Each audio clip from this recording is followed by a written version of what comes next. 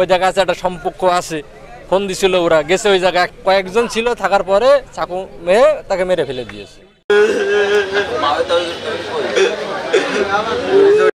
শহরের মধ্যেই প্রাণ গেল এক যুবকের, তাও আবার বন্ধুদের ছুরিকাঘাতে। ফোন দিয়ে টিকে নিয়ে গেছে, নিয়ে যায়, মনে করেন যে মনে হচ্ছে যে কোনো কায়দায়।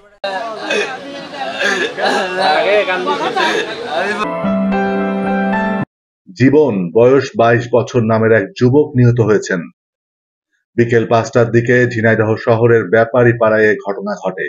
নিহত জীবন ঝিনাইদহ শহরের কালিকাপুর এলাকার মোহাম্মদ রজব আলীর ছেলে। জীবন হোসেন পেশায় একজন স্যানিটারি মিস্ত্রি ছিলেন।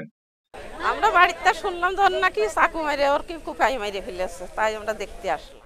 কেন বললে তো আমি বসেছিল ওখানে, বলে আমি নামাজ পড়তে বসে করে বন্দির দিয়ে ফোন আর ধরে না।